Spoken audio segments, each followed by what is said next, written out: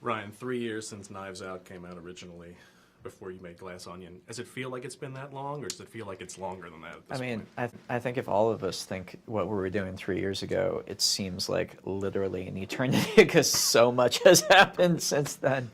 Yeah, we've all been through a lot, but if it makes it's a trip. It's really, really cool to be back here, but also be going to a film festival and to like have a crowd in the audience watching the movie.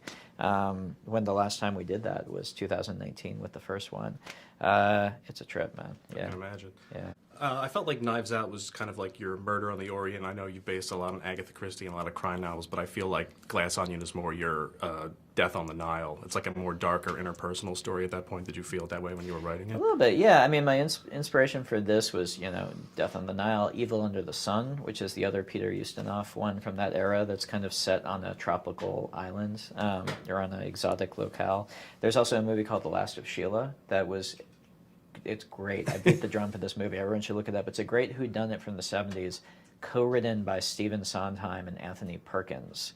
And the premise for this is similar. Like, it's a rich guy who invites all his friends for a murder mystery game on his yacht. But it's fantastic. Yeah. Speaking of Stephen Sondheim, I know you had him and Angela Lansbury in this movie in that Zoom scene. What was it like to know that you had them for like their last basic film performance at that point? I mean, it's incredibly sad they're not with us anymore. I mean, I felt it, and it's just their cameos are just very quick little fun moments in the movie. It's not anything big, but it makes me really happy they're in it. But for me, just getting to have like 5 minutes with each of them when we filmed those cameos to get to tell them what their work meant to me. To me, that's I feel really, really lucky to have had that. I felt Janelle Monáe's character was kind of like your version of Jacqueline de Belfort from Death on the Nile.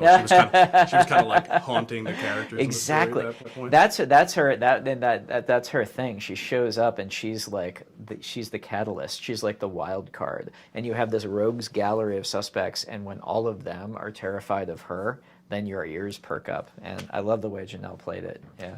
I thought she was great. I thought Anna was great in the first one, and I really feel like you get a lot out of actresses like Janelle and Anna. At that point, you really bring them to the front. Well, I don't. Yeah, I mean, I just do that by casting them. They're so good. And Janelle, just like Anna in the first one, she put so much work into this part. And I watch her performance. I'm just dazzled by what she did.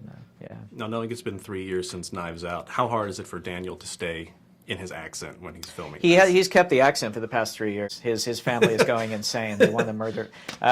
No, he actually. He's said this in interviews. He is not naturally talented at accents. He has to work really, really hard at them. So he basically had to completely relearn the accent this time around, which he also did because he didn't want to just be doing an imitation of his accent in the first one. He wanted it to feel like real. So he put a lot of work this time into kind of relearning the accent from scratch.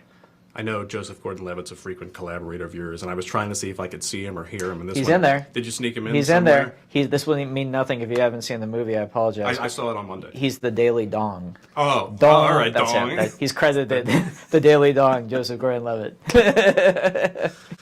I know you kind of set this movie during COVID times, and I like when everybody gets off at the dock and they all have like their own version of the mask on. Like, tells a lot about people, about their characters. And Dave has none on, but then Kate has like a mask on with nothing in front of it. Like, I feel like you got every variation of mask wearer in the country at that point.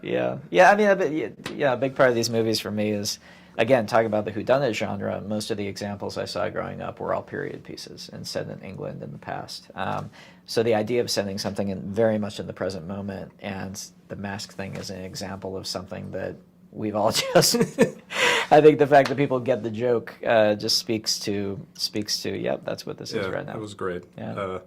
How did you get Ethan Hawke to show up for that one scene on the dock? So he was in Budapest shooting Moon Knight with Oscar Isaac. Okay. So it was just kind of he came over to, we just said, you want to come to Greece for the weekend with your family? And Who's going to say no to that? He said, yep. So no, he was very cool to come in and do it. It was like one of the first days of shooting, and he was almost like a priest, like blessing our shoot. Like, go forth and have a lovely shoot. And then he disappeared just like his character. Yeah. Yeah, we got to talk a little bit about Star Wars before this started. I had dinner with Colin Trevorrow in London back in April. Yeah. I just got to ask him what his overall experience was like, and does he look back positively on it? Do you look back? How do you feel about it? It's been like 6 years since Last Jedi at this point. It was the most positive experience of my life, man. It was the joy of my life, and everything soup to nuts from writing it and making it in England, but then also, and this is a surprise to a lot of people when I say this, but putting it out and the experience with the fans on that side of it has been, 98% just joyous. And no, for me, I feel like in terms of experiences in my life, I don't know if I'll ever top it. But Glad to hear you say it. The Last Yeah. Jedi is a big one of mine. Last question, scale 1 to 10. How much fun did you have making Glass Onion? I mean, 3,970. We were, I mean, to be with these actors, and it was similar to the first one, we got very lucky that everybody liked each other, which is a good thing because we were we were in the middle of, the COVID numbers were very bad, so we were very much in a bubble together. But on weekends, we would get together on the roof of our hotel and play Mafia together. We'd get drunk and play Mafia together. So we had, I mean, I think it comes through on the screen, but we had a lot of fun making You guys this had a movie. blast. Yeah. I appreciate it. Thanks for Awesome. talking to me. Thanks, man. Yeah, pleasure. Good luck. Yeah, thank you.